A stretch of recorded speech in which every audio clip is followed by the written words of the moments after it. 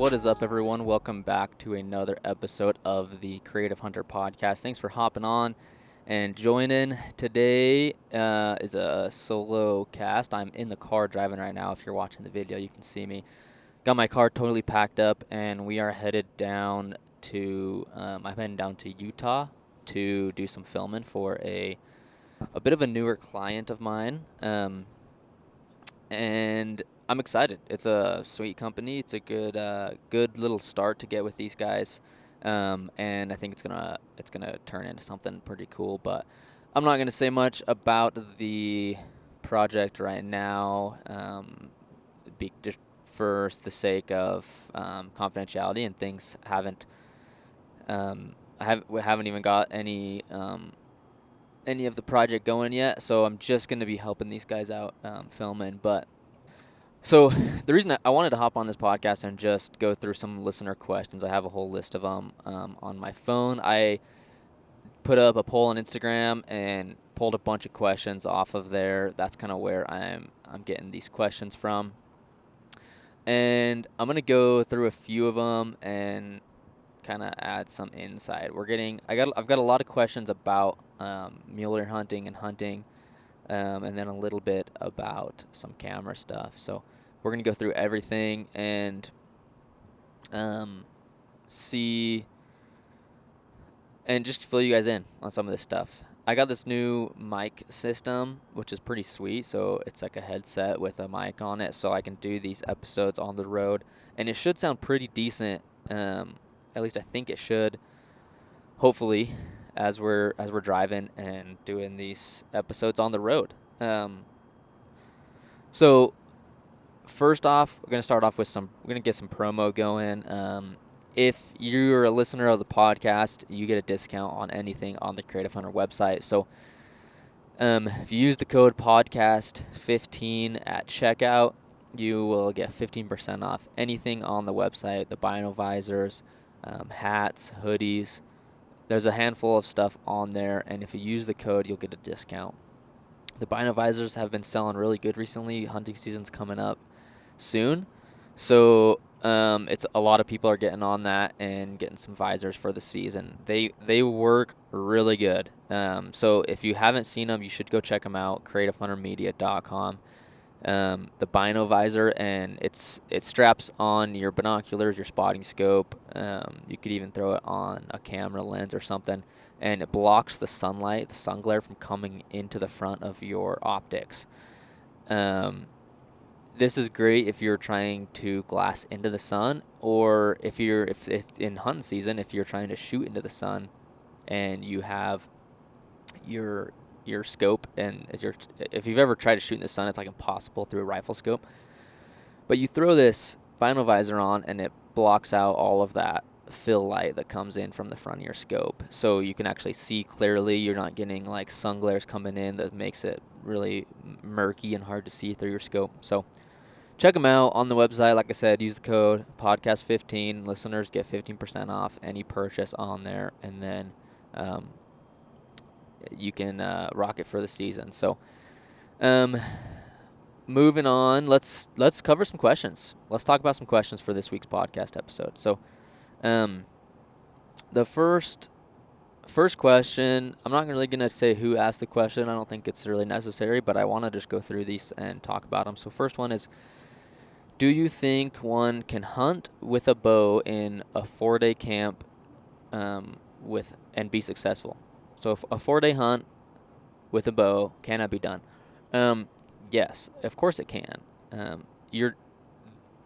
The thing is you can go. A lot of my hunts are like 7 to 10 days, sometimes more. My scouting trips are much shorter just because I'm looking for animals in country. I'm not hunting, and it takes a lot more time to actually kill an animal when you're hunting. But Can you get it done in 4 days? Absolutely. People do it all the time. A lot of guys only have weekends to hunt, and they still do really good on their weekend trips. So if someone is getting into hunting and that's the only time they have, you should definitely go try it, because you're going to learn. the chances of a first-time hunter getting it done in 4 days, I would say, is actually pretty low.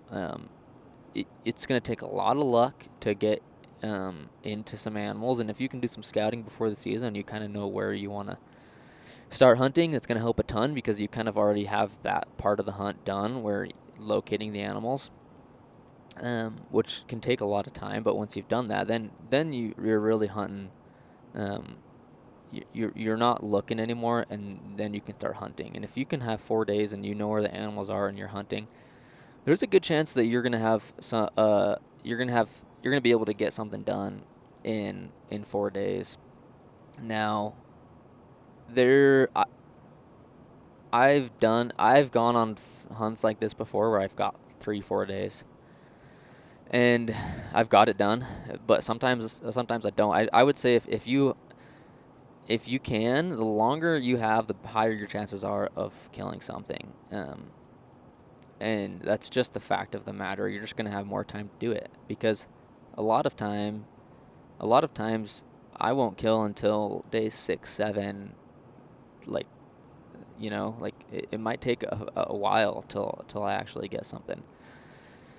Especially in new areas that I'm hunting, or if I'm hunting a specific animal, which I'm just kind of getting into more of that, like trying to kill a specific animal type of deal.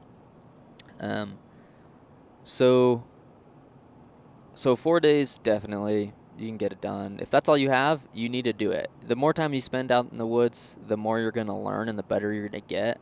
And for an experienced hunter, 4 days is going to be a lot easier to harvest an animal than 7 days, or than someone who's not very experienced. Sorry. So the more time you have, the better. But if you only have 4 days, do it. Get after it. I'm gonna skip some of these questions because they're not super relevant. But thank you for asking, anyways. The next question I really like, and this one's really interesting, but it says, amazing quality video with low quality animals, or high quality animals with low quality video. So to expound on this question, it's basically, is it better to film a really high quality hunt with maybe let's say we're doing mule deer, really high quality film, but you shoot like a 3-point, versus low quality film work, still getting the job done, but you shoot a 200-inch deer? Like, which is going to be better? This is totally up to you and your brand and what kind of videos you want to be putting out. Like, 100% up to you. Now, which ones do the best? I would say it's hard to say, but because I will watch both. I will watch a video that is super well produced, that may not yield the best results as far as like a kill or an animal or something, but I watch it because of the story, first of all, and also because of the visuals, right? Good visuals. I love watching films with good visuals. And I'm okay sometimes giving up some of the trophy, I guess you could say. I guess that's a way to say it. Like, the fact of the matter is that, like, myself and other people want to, like, see big animals. It's in the hunting world, it's not something we should shy away from. There's a lot of talk about, like, oh, like, the hunt it's like all about just the journey in the hunt. Well, there's part of it, I'll admit it, where it is about the size of the animal and how mature of an animal you can kill. So that comes back to, like, if is a low quality video with a big animal better? Well, I wouldn't say it's better, but I will watch really bad quality videos if they have a huge animal in them. But I don't watch them as much, and I'll skip through some stuff, and I'll I want to see, like, how they hunted that animal mostly. I really just want to see the story on all of it. The better you can tell a story, the better the film's going to be. It doesn't matter how good of a quality it is or how big of an animal you kill. If you can tell a really good story that people relate to and that people want to see and watch and listen to, then you're going to have a good film. That's kind of the fact of the matter right there, is how good is the story. And then all of that other stuff can fall into place where it needs to be, where your skill level is. If you are someone who is really good at filming stuff, but you're not a great hunter, like, find your strengths and build on those. But if you're a really good hunter and not as good a filmmaker, like, definitely work on your skills as a filmmaker and know and learn how to tell stories through film and what you need to be saying to the camera and how you need to be doing it. And then show that. And then if you're really good at hunting, you can kind of show some of that in your films, and make a film with whatever skills you have, right?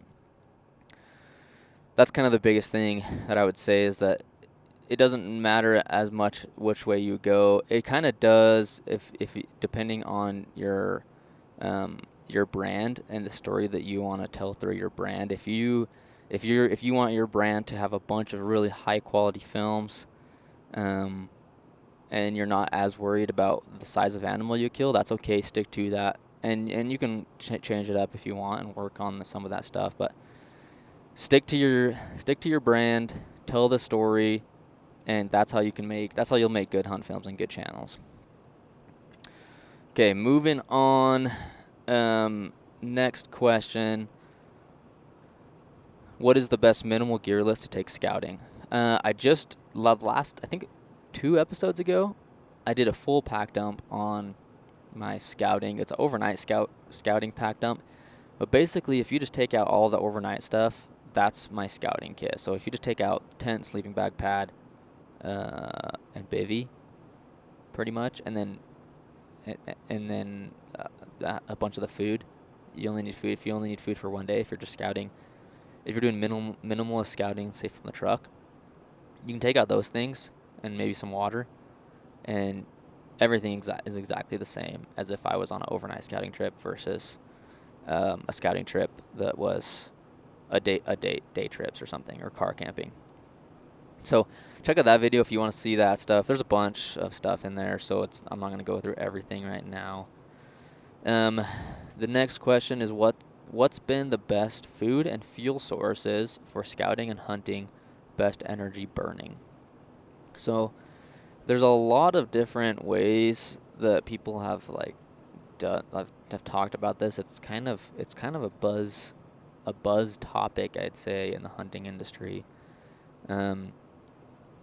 There's a lot of people who do the carnivore diet, so it's like basically animal products only, 0 carbs. I don't think that, for me, that's not the way that I want to go. Now, I probably could do that, and I don't think that my body would have a hard time doing it at all.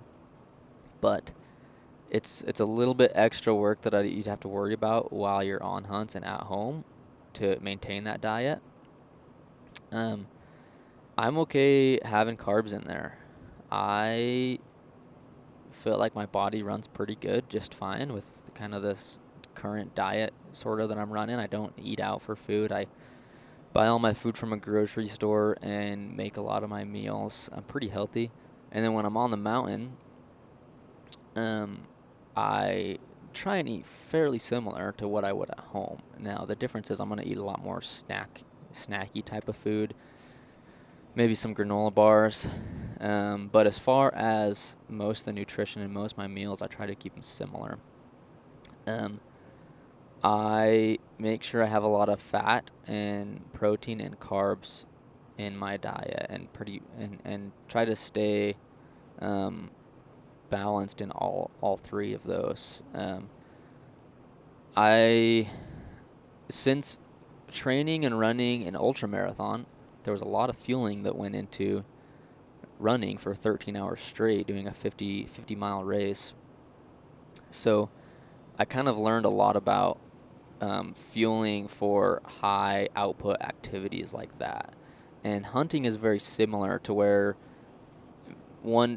day 1, you might pack in for a few hours and a few miles, and you're going to be burning a lot of calories, and you're going to be working hard, you're going to be sweating, so you need to make sure that you're um,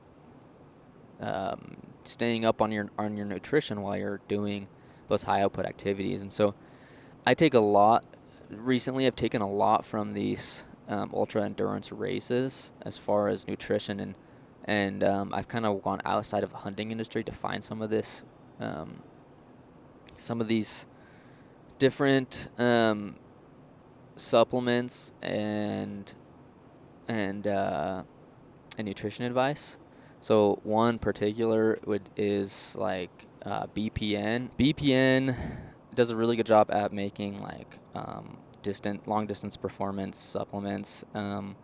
I do use a lot of Wilderness Athlete on my hunting stuff, and I actually really like them. I shoot content for them. I get some free stuff from them. I get paid from them to shoot content. I don't get paid to talk about their stuff, but I do love it, and I use it all the time. So it's nothing that I don't talk about it just because I work with them. I actually really like their stuff. But with those high endurance outputs, a lot of the hunting industry doesn't create many supplements that are meant for endurance activities, which is really interesting. So, and what I mean by this is I'm talking about like high carb drink mixes, high carb, high sodium drink mixes for endurance. So none of the hunting industries really have a drink mix like that, and I wish they did. And it's something that I want to kind of talk to some of them about, because we're lacking in that aspect. Everyone in the hunting industry wants to be like low carb, lean, high protein, get after it, high sodium, like but they don't really realize that your body needs carbs to perform, and you need to fuel your body correctly if you want good results when you're in the backcountry. So BPN makes a couple supplements that I love. So the first one is G1M Sport, and it's a high carb drink mix. And I'll take a scoop of that when I'm right before and when I'm starting and during an activity.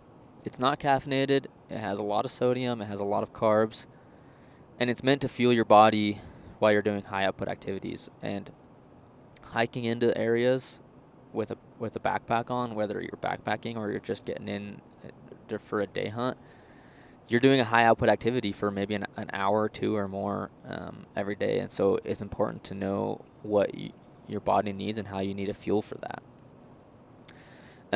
They also make a bunch of companies make these too, but not in the hunting industry again. But it's like like endurance gels.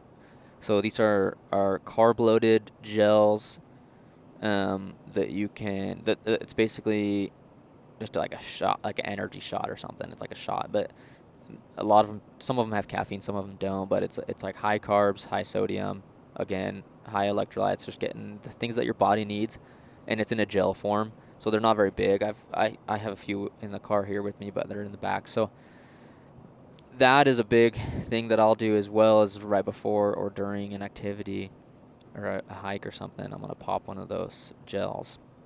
And what that's doing is it's giving me, it's a different. It's not carbs like pasta or bread or anything. It's a different type of carb, and there's different.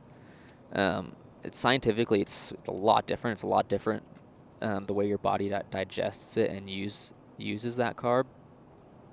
And if you listen to anything from Nick Bear on his podcast or on their YouTube, he talks a lot about it and how it works. And I think that the hunting industry is lacking hardcore in that area of like a high carb, high output source of energy.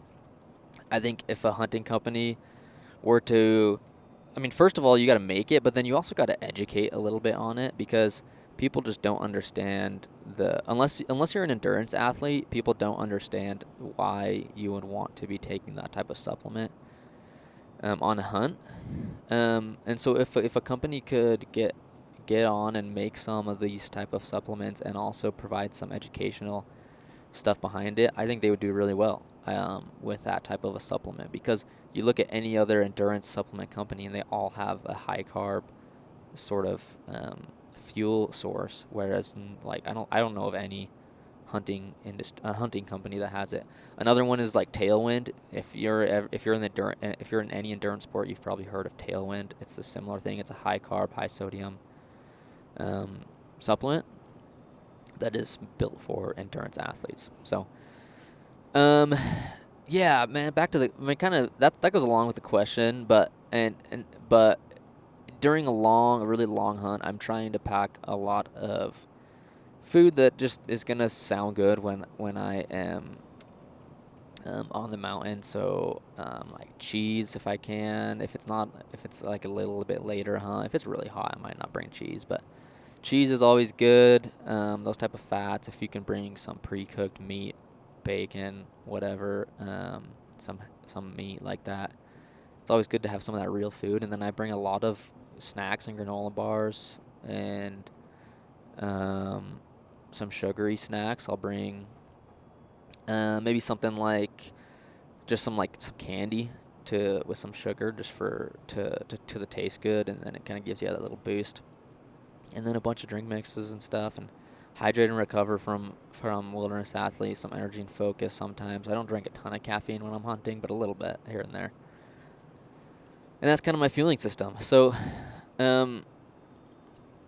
we'll move on to the next one. I don't think I have anything more to say on that.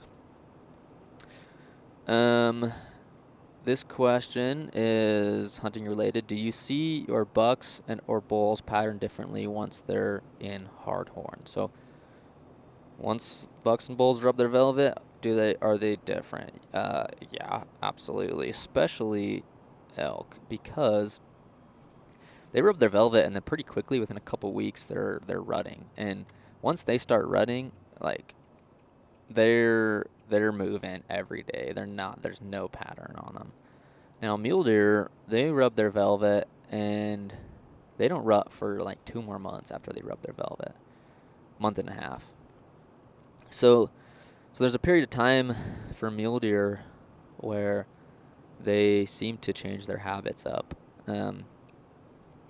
What I have heard and what I have found with deer after they rub their velvet, they usually don't go crazy far. A lot of people think that they move super far. I don't think that they usually move that far.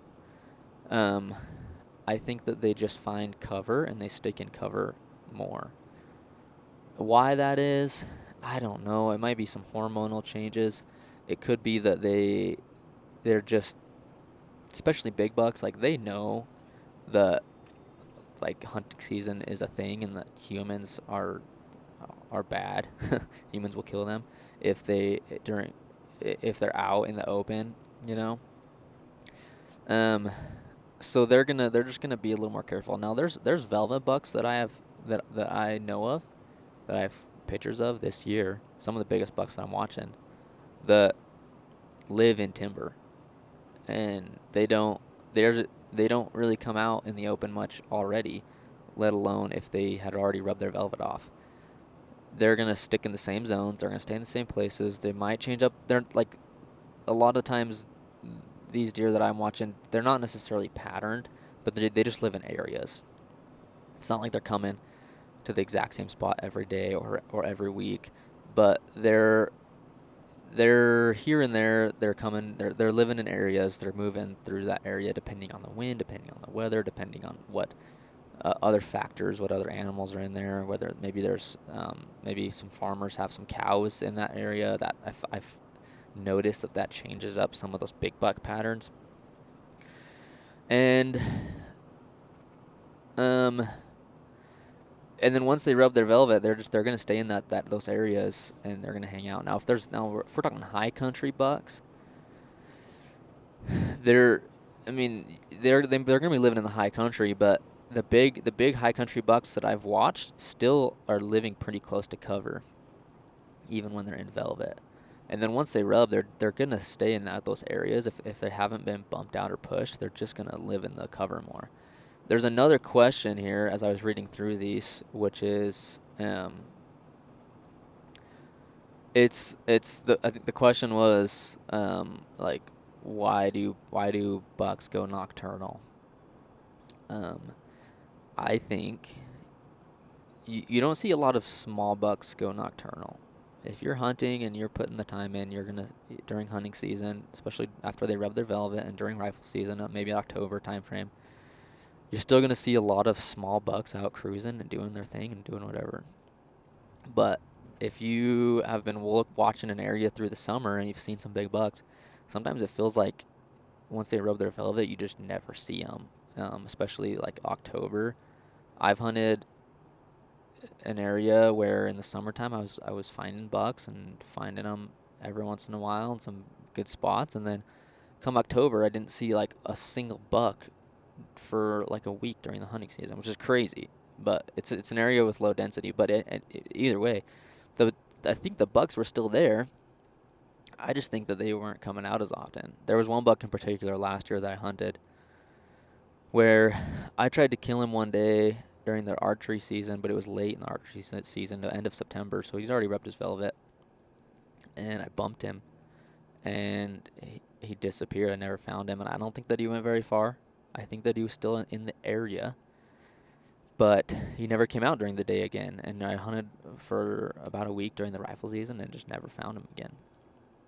So those bucks, the big bucks that tend to go nocturnal, the reason they do it, I think, is just because they get pressured and they learn that if they are out in the middle of the day, or if they're out during the light, they're gonna either get shot at or they're gonna get found or something. And I actually don't know that deer ever really go like 100% nocturnal.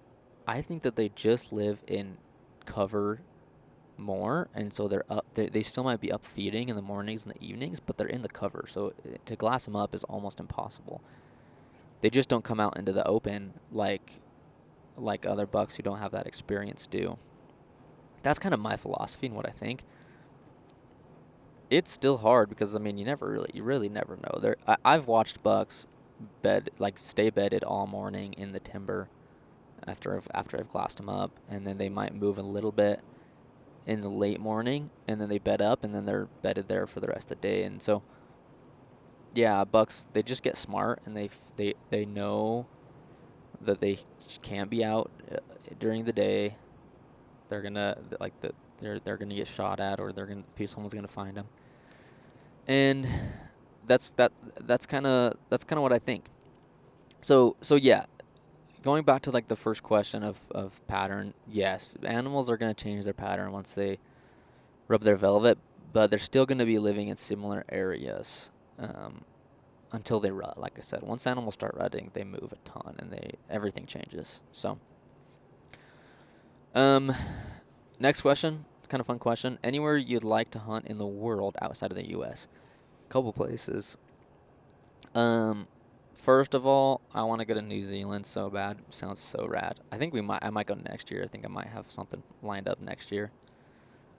And then, man, there's a lot of cool hunts.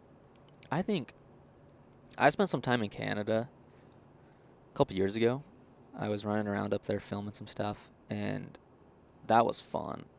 I would go up there. The only thing that I am bummed out with Canada is that you can't hunt as a non-resident without a guide. So that being said, it kind of sucks because I would love to go hunt up there on my own and go kill a sheep and kill a mountain goat and kill a moose, but it doesn't really work out that way because you have to have a guide up there. But I do know a handful of guys that live up there that were guides that I was hanging out with, and I think that I would still have a great time going up there and hunting. The country up there is just awesome. And there is similar country in the U.S., and especially like in Alaska. Like Alaska's cool too. Alaska is almost just its own country on its own, right? In Alaska, you just have all sorts of different species and type of mountains than you do in the lower 48. And I would love to go hunt up in Alaska too. I've never hunted Alaska. I've only gone fishing in Alaska, which is kind of funny. But I love those mountains up there. And it's very similar to Canada. You have the same type of species. You have the sheep and the goats and the bears and the moose. So someday I'll get up there. But I would say the one of the big ones is New Zealand. If you don't know about New Zealand, like, it's so rad, because you can go down there, I mean, really any time of year. But basically the seasons flip because we're on the different side of the equator. So our spring is their fall. So if you go down there during our spring, it's like the rut's going on for the stag, and it's basically fall down there, which is pretty cool. I think that we might have a trip lined up next year to go down there. I might have a trip with some guys, and I'll probably take an extra week and just hunt for myself if I'm already down there filming stuff, and I think that'd be so cool. But next one, this is a great question. Give some wisdom on keeping a happy wife while spending so much time scouting and hunting. I am blessed, and my wife lets me go do this stuff, and I'm really grateful for it. Sometimes she may not, like, she doesn't like when I leave, of course. She gets lonely, and she has some friends, though, which is great, and they're good friends. And sometimes it's hard to leave. Like, I mean, as guys, a lot of times it's like, oh, like, I'm fine, I can go leave and stuff, and I'm gonna be okay. And we kind of put all the loneliness on our wives, but really, like, when I'm on a hunt, especially by myself, like, dude, I miss my wife. Like, I love spending time with her and love being with her. And so when sometimes it's just as much, it's almost harder for me when I'm out on a hunt, especially on my own, and, like, the hunt sucks and everything's just going wrong. It's hard to stay out there and be okay being away from my wife, but you can do it anyways. And I have a great wife that supports me and lets me go do this cool stuff, and so I just keep that perspective. And then when I'm home, I try to spend as much time with her as I can. Work's busy, though. Like, when I'm home, work's not over. I still have work to do at home. I got to edit stuff and film, make videos, and do a lot of stuff during the day. But I try to just make time for her when I'm at home. And we don't have kids yet, so that's nice. I feel like just having kids would put a whole nother, would just make it that much harder, because now your wife has to take care of kids while you're gone. So I'm pretty blessed with the situation I'm in right now and how much time I get to spend out hunting. Man, any other advice? I don't know. I've only been married for almost 2 years, year and a half now, and we don't have, like I said, we don't have kids. So my wife lets me go do this cool stuff, and she supports it, and she's all about it, and she understands why I do it. And I think it probably helps that I make some money when I go on these trips too, even though they're like sometimes they're my own personal hunts and stuff, but I'm still making some money doing content and all this stuff, and working hard to make it happen. So, and we had the conversation before we even got married of, like, hey, like, this is what I want to do, and I'm gonna be gone a lot, especially during the fall, hunting and filming stuff, and that's like my dream and what I want to do, and she's supportive of it, and she's okay with it. So for anyone who's not married yet, definitely just be open about it if that's what you want to do, and like have those conversations and make sure that she's okay with it before you get married or take those next steps. Because if you want to spend your time in the mountains a lot in the fall, make sure that she knows that's going to be the case. So I guess that's my main advice right now. Just plan ahead and be prepared, and make sure that you guys are both on the same page. The other thing is, if you're in the mountains and your wife and things aren't good at home, going hunting isn't going to fix any of your problems. You're not going to feel any better. If things suck at home, things are going to suck when you're hunting. And that's just it. Sometimes in my head, it's like, all right, I just need to go hunting and I'm going to be fine and forget about this. But it just gets worse when you leave. So that's something to keep in mind for people as well, is leaving and trying to escape your problems to go hunting is not gonna, you're not gonna escape your problems. They're probably just gonna get worse. But if you can leave on good terms and everything's good at home, and then you can head out, like everything, like it's gonna go so much better on the mountain. You're gonna have a way better attitude. You're just gonna hunt better. You're just gonna, everything's gonna be so much better. So something to keep in mind for anyone out there. Me and my wife do really good, and I pretty much, I usually leave home on really good terms. I mean, I always leave home on really good terms, and everything goes well. And then I just call my wife often while I'm on hunts, and it works out. So that pretty much covers all the questions I wanted to go over today, or all the questions that I got, the main ones anyways. I still have like 4 hours or more to drive, probably more, probably like 5 hours to drive down there right now. So I got a long ways to go, but I appreciate you guys hopping on and listening. If you have any other questions, drop them in the comments below, or shoot me a DM, and I'll get to them at some point. If you have any suggestions for guests, let me know. I've got a bunch of people that I need to reach out to and get on, but we're getting to the busy season where hunting season's really close. It's like half a month away for me, and I'm gonna be 2 weeks from right now. I'm gonna be on the mountain, getting ready for a hunt. So it's pretty wild. We got hunts coming up soon. It's going to be busy, but I'm still going to get these episodes out to you. Even if I have to record some episodes in the tent and get them posted on the mountain, like, we're going to get it done. But I appreciate all the support. I get a lot of good support and comments on these episodes and on the videos I put out, and that's so cool. So I'm going to keep doing it, keep making it happen, and keep putting some content out for you guys, but I appreciate it. So with that, thanks you guys for watching. We will see you guys next week. Until then, get after it. Get some scouting in this weekend if you can. And thanks you guys. We'll see ya.